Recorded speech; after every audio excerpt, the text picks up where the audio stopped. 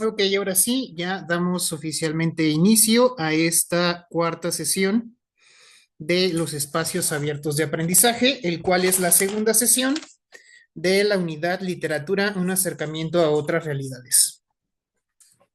No es cierto, la sesión anterior estábamos hablando sobre la perspectiva que tienen la cultura dominante en lo referente a la literatura.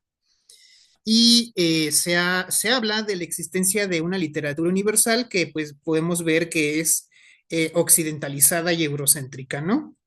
Con unos determinados referentes que quizá en su momento han sido popularizados, han influido en el desarrollo de la sociedad y de la civilización occidental y europea, pero esto no exenta que en otras culturas se hayan presentado algunas eh, expresiones literarias propias de cada lugar, de cada región, y que en muchas ocasiones han sido opacadas o han sido aplazadas por el mm, colonialismo cultural que han tenido pues las culturas europeas, ¿no? Y para esta ocasión ustedes tienen la perspectiva de un autor en lengua indígena, en lengua náhuatl, y van a realizar ustedes la, el análisis y la lectura comparada de un texto en náhuatl y en español. Y a partir de ahí van a reflexionar y van a desarrollar los puntos que se están estableciendo en la actividad integradora número 4 que lleva por título Literatura y Pluriculturalidad. ¿Vale? Entonces, ustedes en el tercer módulo, revisaron bueno, sí, revisaron, me parece que la tercera semana, esta parte relacionada con eh, la interculturalización y debieron haber visto o por lo menos referido estos conceptos. ¿Cuáles son? Son interculturalidad, transculturalidad, pluriculturalidad y colonización. ¿Y de qué nos habla esto? Bueno, nos habla de los diferentes orígenes étnicos, lingüísticos, geográficos, geopolíticos que tienen los pueblos o las comunidades que radican aquí en nuestro país. Y el primer referente obviamente lo tenemos con los pueblos originarios, más de 63 lenguas originarias que se hablan en nuestro país, pero aparte también tenemos la contribución de los pueblos afroamericanos, sobre todo que fundaron municipios o establecieron municipios en el sudeste de México, y tampoco se limita a este grupo étnico porque también está la presencia de grupos de origen asiático, principalmente de origen chino y también en el sudeste de la República y en la parte noreste, que sufrieron también una fuerte persecución y casi exterminio en época de la Revolución Mexicana. Y además tampoco es el único grupo que del cual tenemos referencia por sus orígenes étnicos, ya que también se encuentran en nuestro país otras minorías de origen étnico-religiosa como los gitanos, como los menonitas, amish, mormones y también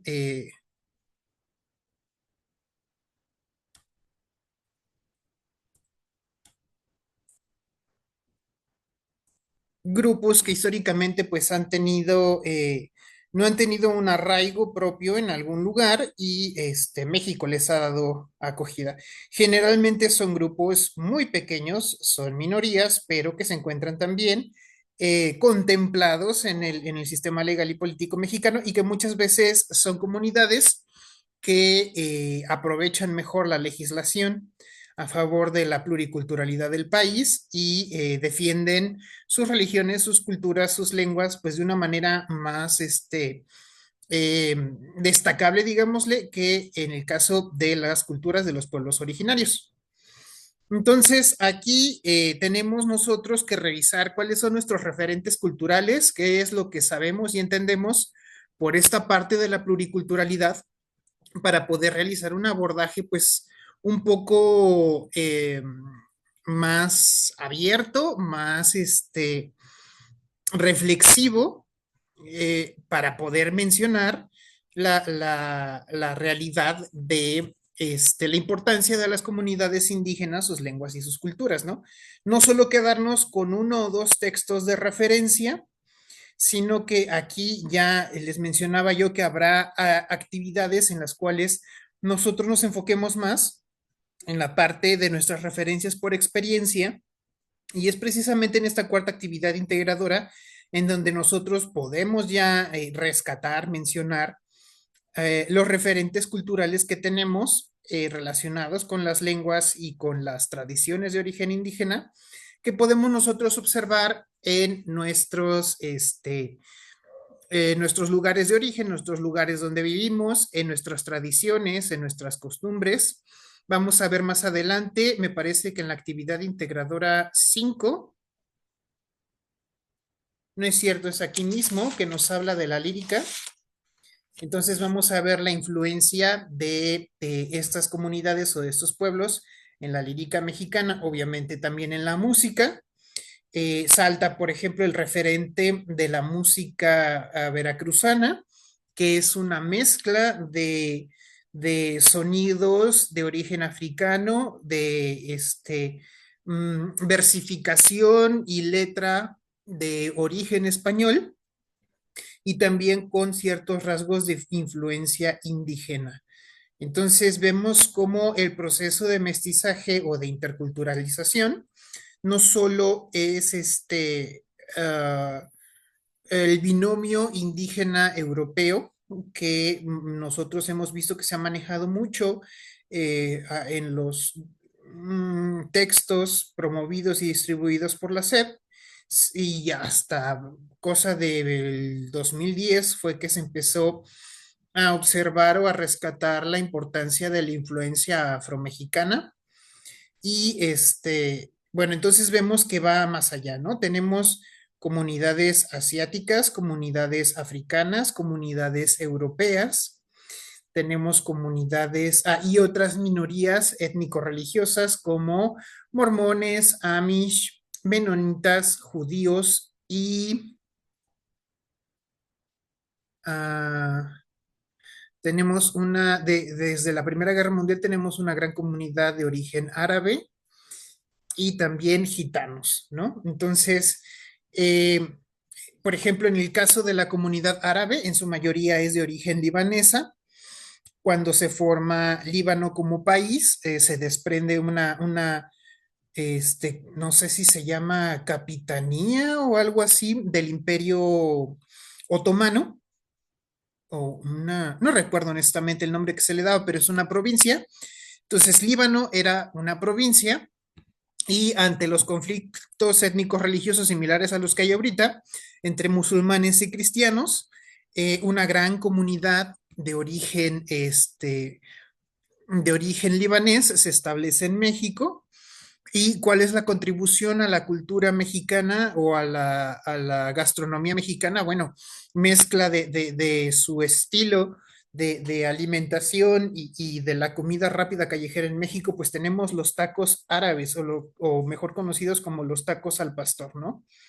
Y el día de ayer, antier, estaba viendo un pequeño documental en donde se habla de esa contribución, ¿no? De la comunidad libanesa en México y hay personajes muy destacables, como por ejemplo Slim, Carlos Slim, la escritura original del apellido es Selim, que es un apellido de origen árabe, árabe libanés, y también, bueno, es una comunidad importante, ¿no? Entonces tenemos poblaciones y comunidades de todo el orbe, y cada una da una contribución cultural muy, muy, eh, que nosotros podríamos decir muy propia de nuestro país, pero que es obviamente la contribución de alguna de estas comunidades que se encuentran aquí en México. Entonces, ¿por qué, ¿por qué se observa este fenómeno desde la literatura? Bueno, cada pueblo y también cada lengua tienen, más bien, cada cultura y cada lengua tienen una cosmovisión, que es una visión única del mundo y de la realidad. Por ejemplo, en el caso del español, nosotros tenemos una determinada cantidad de lenguas para referirnos a ciertos fenómenos como nuestro propio origen, como nuestra propia evolución, para tratar de explicar fenómenos como la muerte, como la vida, como eh, el tiempo, el origen de las cosas, pero todo esto lo hacemos dentro de un contexto delimitado de palabras y de conceptos.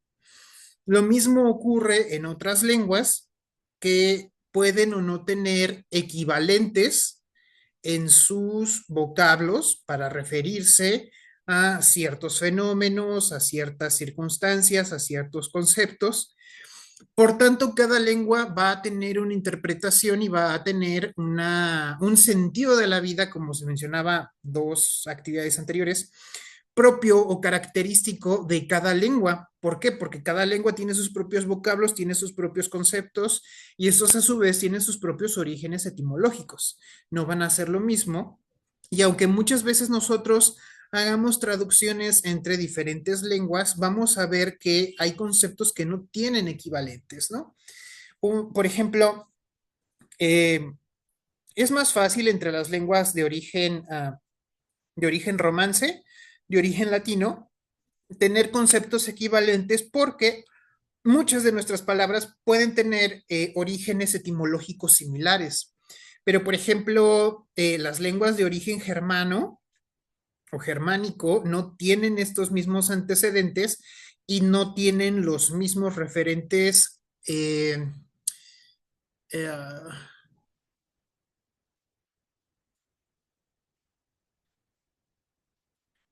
llamémosle históricos, pero también evolutivos dentro de la propia etimología de proceder muchas lenguas de una lengua en común, como fue el caso del latín. Y vemos que habrá disciplinas como en la física, como en la filosofía, como en la psicología, que en el caso de el alemán tiene sus propios vocablos y tiene sus propios, con sus propios significados que resulta sumamente muy difíciles de traducir en el español. Y por ejemplo, la palabra que dio origen en caso de una palabra que tomamos nosotros de ellos, tenemos la retroalimentación.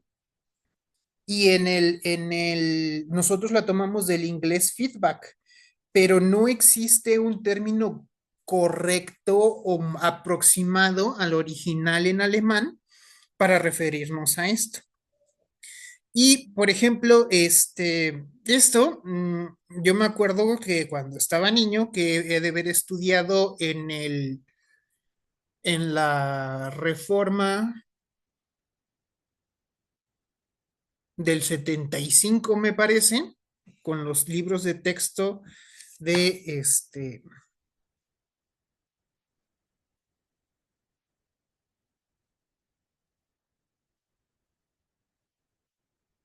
a ver, cuatro reformas.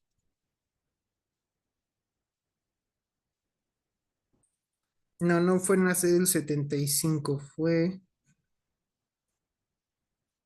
Bueno, no recuerdo, pero cuando yo me encontraba estudiando en la primaria, en muchos de los libros de lecturas, en la parte, en la hoja de atrás, en la última hoja, venían las traducciones del himno nacional mexicano a lenguas como, obviamente, el náhuatl, pero también dos o tres variantes del mixteco, en zapoteco, en otomí, en diversas lenguas. Y por ejemplo, había muchas palabras, al ser el zapoteco una lengua, perdón, el mixteco una lengua un poco más reducida que el español, utilizaba muchos sinónimos para diferentes conceptos. Entonces, por ejemplo, una palabra que no existe en, en, en zapoteco, perdón, en mixteco es ángel, ¿no? La palabra ángel no existe en mixteco. Y entonces, por ejemplo, para traducirlo dentro del himno nacional, la palabra ángel no hay un concepto como tal. Entonces, dentro de la traducción utilizan el mismo vocablo para definir ángel y para definir Dios. En la frase de por el dedo de Dios escribió, ahí se menciona la misma palabra que se utiliza para ángel, ¿no? O sea, o los utilizan como equivalentes. Y esto lo menciono solamente para ver que las lenguas tienen sus limitaciones para expresar ideas, conceptos y sobre todo creencias, y también pueden tener muchas malinterpretaciones al momento de realizar una traducción. Entonces, cuando una lengua desaparece, ¿no? Se pierde una cosmovisión completa, una forma completa de definir el mundo y definir la realidad. Entonces, si nosotros pensamos en esta idea y la llevamos al concepto que se trata de desarrollar o que trata este programa que desarrollemos nosotros en esta segunda unidad de ver otras realidades, debemos de tener esta apertura psicológica para entender que la forma en la que se expresa o en la que percibe el mundo y la realidad un pueblo originario va a ser muy, muy, muy distinta a lo que llamamos el colectivo occidental, ¿no? Que a pesar de que algunos hablamos español, otros portugués, otros francés, otros inglés, otros incluso alemán, que tenemos en común es que muchas de las ideas, conceptos, valores, etcétera, etcétera, están hegemonizados por la cultura anglosajona angloparlante. Entonces, valores, ahora hasta tradiciones, conceptos, sobre todo neologismos, esta cuestión de la globalización, de la transculturalidad, pues lleva la batuta el modelo anglosajón, ¿no? Como decían en los noventas, el American Way. Entonces, copiamos, nos imitamos, tenemos nuestra vestimenta es muy similar, nuestras viviendas son muy similares, hablamos diferentes lenguajes, pero compartimos una gran cantidad de vocablo en común, nuestras instituciones, nuestros gobiernos, etcétera, etcétera, ¿no? Entonces, hay más afinidad y más común dentro de las culturas occidentalizadas que incluso con los pueblos originarios de cada lugar, ¿no? Entonces, eh, debemos de tener muy, muy presente esta perspectiva para entender que la literatura va a ser la ventana que nos permita conocer esas otras formas de ver y de entender la vida, el entorno, la realidad, nuestra historia, nuestras tradiciones, nuestras costumbres y hasta nuestra propia lengua, ¿no? A partir de una determinada cantidad y a veces limitada de conceptos, de vocablos, de palabras que pueden a veces tener o no tener su equivalente en otras lenguas, ¿no?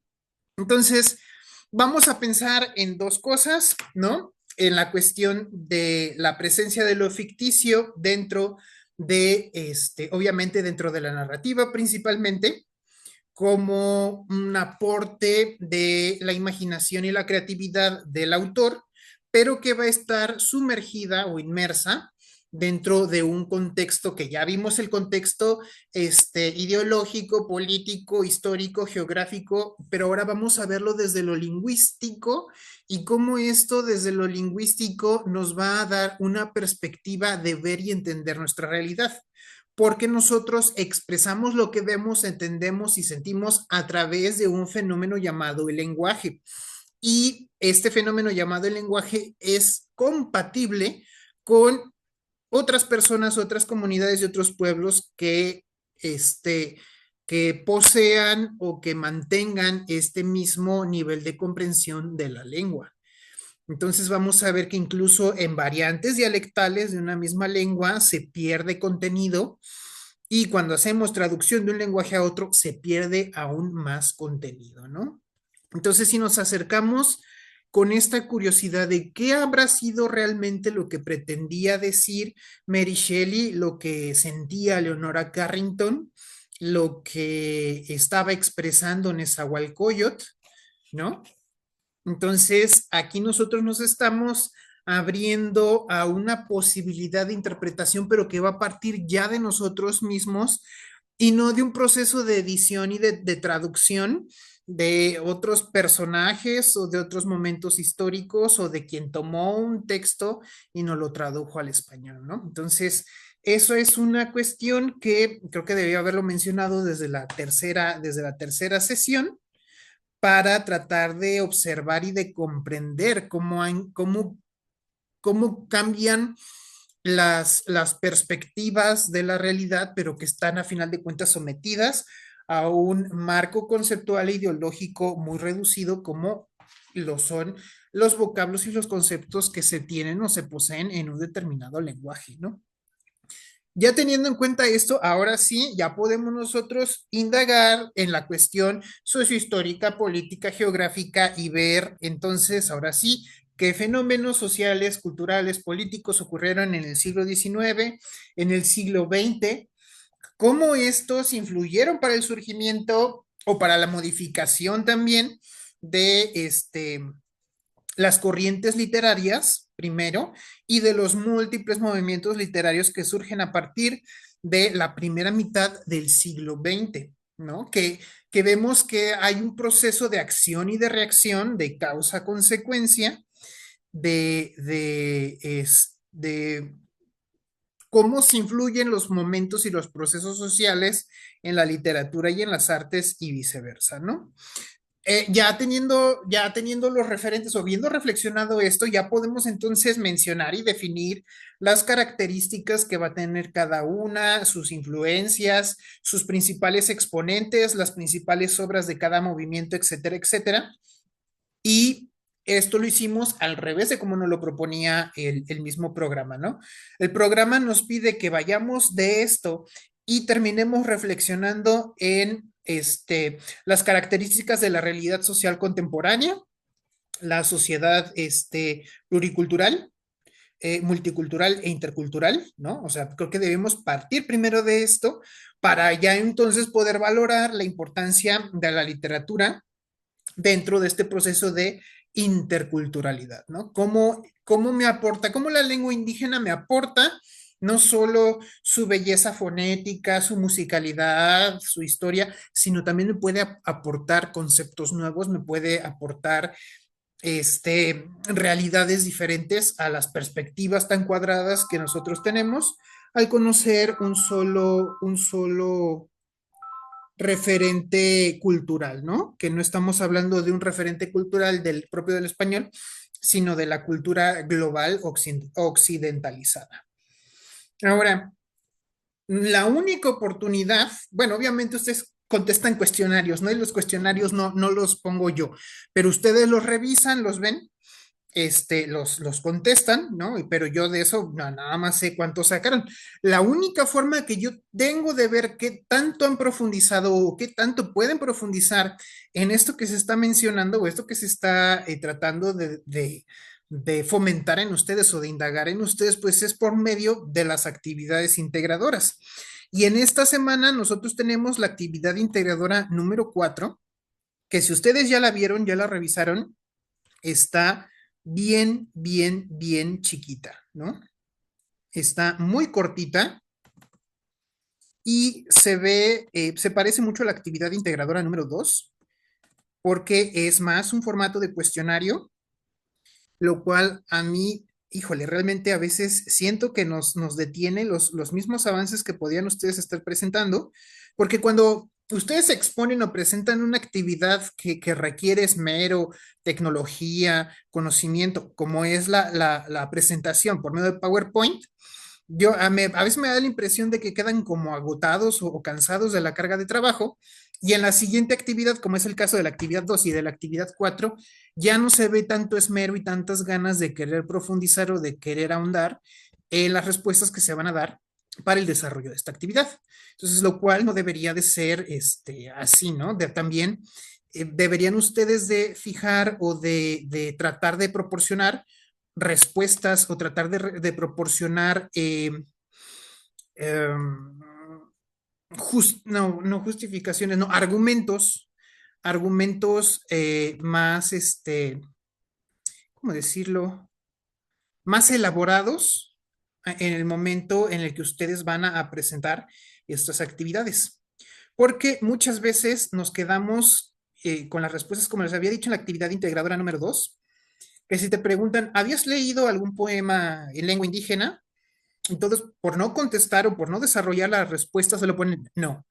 Cuando, por lo menos, en los libros de texto gratuitos de la primaria, de segundo a sexto, y en los de lecturas, vendrían mínimo 5 lecturas por libro, ¿no? Entonces, todos hemos tenido algún acercamiento, todos hemos, bueno, a lo mejor muchos de ustedes no, pero en el billete, así como ahora en el billete de 100 pesos viene este fragmento de el poema de Nezahualcóyotl, el del Cenzontle, en la época de los nuevos pesos, no es cierto. Antes de la devaluación de Carlos Salinas, venía, venía el billete de, no me acuerdo si era de 1 peso, de 2 pesos de Sor Juana, venía un fragmento de un poema de ella, ¿no? Entonces, sí, obviamente sí tenemos tenido la referencia o tenemos el referente de estas obras o de estas poesías, pero nada más es cuestión de quererse acordar, ¿no? O de querer eh, hacer el desarrollo propiamente de la respuesta, ¿no? Porque sí todos hemos tenido, y sobre todo si vivimos en la parte centro y sudeste del país, obviamente todos conocemos alguna copla, algún poema, algún fragmento de alguna pieza de origen indígena, ¿no? En el centro del país, obviamente con la influencia predominantemente nahuatlaca, pero en otras partes del país, obviamente con las lenguas propias de las regiones en donde se encuentran. Ahora, según esto, me dice que me quedan 8 minutos. Voy a aprovechar para compartir el formulario de asistencia. Denme un minuto.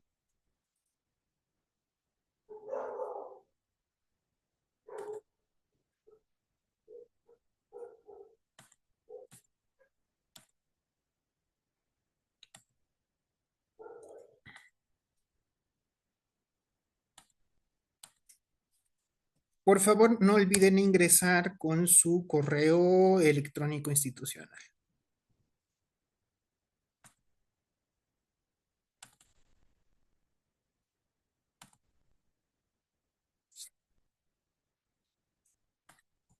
Ok, continúo. Eh, entonces, no nos cerremos a respuestas de sí, no. Tratemos de indagar, tratemos de justificar. Y por ejemplo, aquí yo la título personal. En este ejemplo que nos da la misma plataforma, tenemos una versión del canto de primavera, pero hay que ver el origen, ¿no? El origen y dónde está publicado. Y tenemos que nos va a dirigir a un enlace de la UNAM.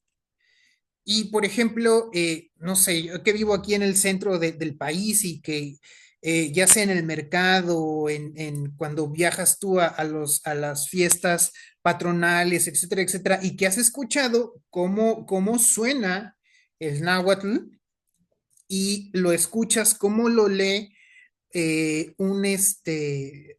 o sea, alguien que no es nativo parlante, o sea, alguien cuya primera lengua es español castellano y aprende académicamente el náhuatl y tenemos como resultado el fragmento que nos ponen a leer, que carece de la pronunciación, de la sonorización y musicalidad, no sé si sea correcto el término, pero que posee propiamente el náhuatl en su pronunciación, en su fonética. ¿no? Esa sería yo la crítica que le haría aquí a esta actividad y pondría que es, ok, perfecto, en español cualquiera lo lee, nosotros también, pero la versión del náhuatl hubiera sido mejor, que hubiera sido representada o que hubiera sido leída por un náhuatl parlante. ¿Por qué? Porque yo honestamente también en esta parte siento que no es la traducción, pero sí en la lectura por un no nativo, se pierde mucho de la pronunciación, digamos, propia y característica del náhuatl, ¿no? Entonces, esa sería mi opinión. Yo ahí en el inciso A, B y C de esta actividad, yo mencionaría esto. ¿Cuál disfrutarías más? Bueno, a mí me gustaría escuchar, ¿no? O sea, lo he visto escrito en el libro de segundo de primaria, de sexto de primaria, a lo mejor, no sé cómo se pronuncia. Me hubiera gustado escucharlo con un nativo parlante o buscar, meterme yo y buscar a alguien que esté cantando el himno nacional en náhuatl, que esté recitando un poema de Nezahualcóyotl en náhuatl, o etcétera, etcétera, pero que sea un nativo parlante para de verdad escuchar y entender la diferencia y disfrutar un poco más la no sé si sea correcto también decirlo, pero la originalidad de la pronunciación, ¿vale? Para los siguientes puntos, ya es un poco más flexible porque son ustedes los que tienen que ir buscando un fragmento y colocar el enlace, simple y sencillamente, ¿no? Ya el enlace, obviamente tienen que verificar que el enlace sea público y que bueno, que sea público para que yo lo pueda revisar y entonces, viendo el enlace, lo que ustedes están compartiendo, ya yo ver o hacer coincidir con las respuestas que nos estén proporcionando en las preguntas a partir de la 4 en adelante. Punto importante, aquí mismo en el punto número 3 pide 1 minuto de audio como máximo. Y sí hay que tener esto en cuenta porque son muchas actividades las que hay que revisar. Con que sea 1 minuto, el fragmento que ustedes estén leyendo es más que suficiente, ¿vale? Esto solamente como una especie de evidencia para corroborar que están realizando la actividad. Y en el caso de el punto número 5, justificar cuál es la razón, puedes decir que es, no sé, es una copla, un fragmento popular donde vives, que se lo escuchaste a tal o cual artista, que viajaste una vez a la Guelaguetza y tuviste un acercamiento con esta lengua. No lo sé, ahí sí explicar la razón de por qué escogiste este fragmento en particular, ¿vale? Se nos pide también buscar el texto titulado La importancia de las comunidades indígenas, sus lenguas y sus culturas. Eh, a título personal, también me gustaría que en vez de quedarse con la versión de este artículo que viene en el enlace de la actividad, se dieran la oportunidad de buscarlo completo. Es un artículo que viene, que está respaldado o almacenado directamente en Google y es un poco más extenso. Yo sugeriría que tanto para obtener la referencia del artículo como para leer todo el texto como tal, lo busquen así como está el título, la importancia de las comunidades indígenas, sus lenguas y sus culturas, y les va a aparecer el original. Les digo, está, no sé cómo se diga, si esté bien decir hospedado o hosteado en el mismo Google, y para que ustedes lo puedan leer completo, ¿vale? Y ya en los últimos puntos se trata de esta reflexión, ¿no? De pensar en la contribución cultural, ideológica, lingüística que otros pueblos no indígenas, no originarios, han contribuido al desarrollo de la cultura en México, ¿no? En esta verdadera pluriculturalidad que se vive y que ahora es parte de la realidad del México del siglo XXI tal y como lo conocemos, ¿no? Con grupos, insisto, de diferentes orígenes, además de afrodescendientes, de chinos y japoneses, filipinos también, pero también de otros grupos que en el último siglo han arribado a nuestro país, sobre todo por conflictos geopolíticos, ¿no? Primero por la Revolución Rusa, después por las posguerras y y también por conflictos religiosos en otros países, ¿no? Y pensar que tenemos contribución de una minoría de lengua griega.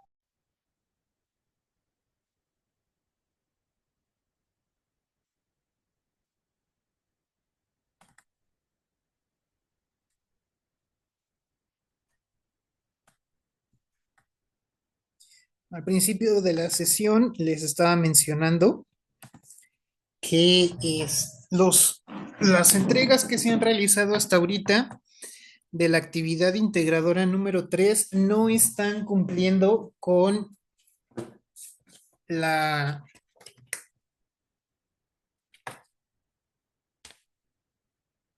diapositiva número 11, que es la que habla sobre las citas y referencias.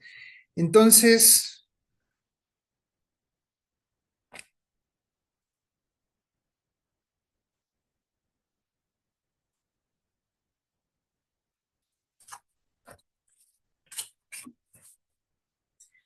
la cuestión aquí es que en esta ocasión se trata de un aspecto evaluable. Aquí no es, o sea, obviamente han hecho otras entregas de otras actividades y si no incluyen sus referencias, obviamente lo menciono, pero pues no hay descuento de puntaje por plagio o por omisión de fuentes.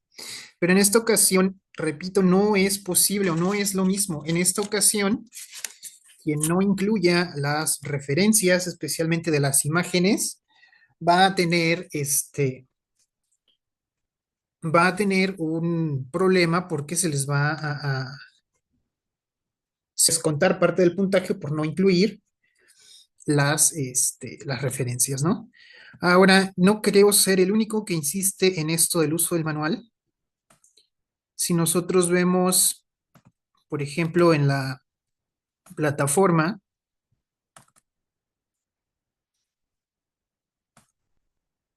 sí he compartido yo el manual de citas y referencias, pero no he sido el único. Aquí está eh, mi publicación. Rayos, estoy en una página que no es.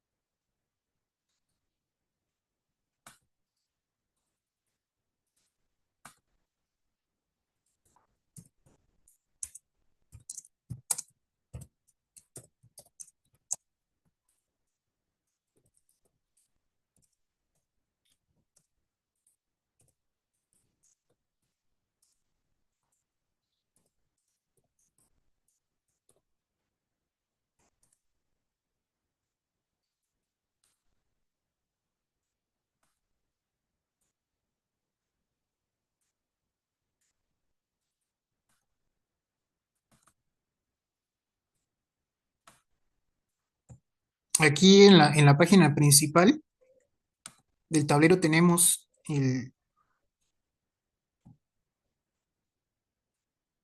dice, cada actividad de aprendizaje presenta una serie de precisiones para su elaboración.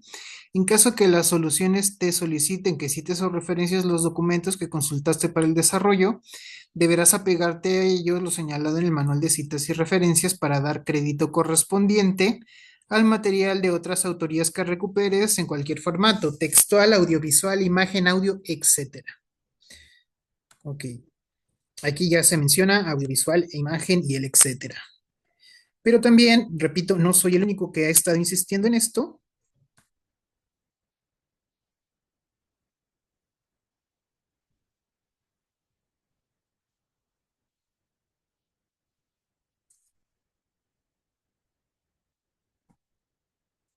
También su tutora.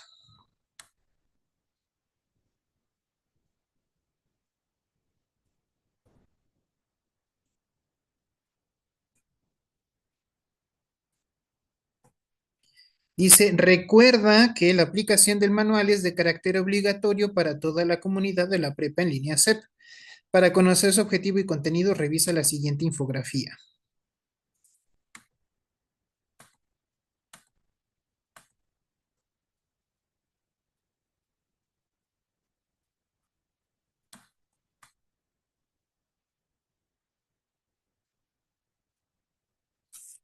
Ok, les proporciona una infografía y esa infografía con el índice del documento. Entonces, en la página 21 tienen la estructura. No sé, hay documentos en los que anotan, por poner un ejemplo, ¿no? El título del material es una referencia. Estos sí, estoy insistiendo de manera prácticamente en todas las sesiones, ¿no? Que son los 5 elementos que debe de incluir, que debe de contener una referencia. Y esos 5 elementos que debe de incluir una referencia son la autoría del documento, son la fecha de publicación de la obra y son el título, perdón, la fecha entre paréntesis, posteriormente el título de la obra, la fuente, que es de dónde ha sido tomada, y por último el enlace. Vamos a ver aquí en el documento, esto aparece a partir de la página 21 y viene la estructura general. ¿Ok? En alguna ocasión mencioné esto, se lo deben, así como en la infancia se aprendieron las vocales, las letras, las tablas de multiplicar, los símbolos de la tabla periódica, etcétera, etcétera. Aquí tenemos la estructura de la, de la estructura general de una referencia, ¿vale? Nos basamos o se fundamenta en el sistema de APA, ¿sí? No es APA tal cual. Por ejemplo, no incluiría el nombre completo, sino solamente una abreviatura, solo por mencionar algo. Y la estructura en el resto es bastante similar, ¿no? Repito, hasta este momento, las actividades que me ha tocado evaluar, bueno, siempre hay 4 o 5 compañeras por grupo que todo lo hacen muy bien, muy excelente, todo, puro 10, ¿no? Con excepción de estas mismas compañeras que son generalmente las que tengo aquí en las sesiones, eh, el resto me entrega actividades que a veces me incluyen nada más estos 2 elementos, que son el título y el enlace, ¿vale? Eso no es una referencia. Si nada más me incluyes el puro enlace, tampoco es una referencia. Y me voy a ver obligado en la penosa necesidad de, ¿dónde está?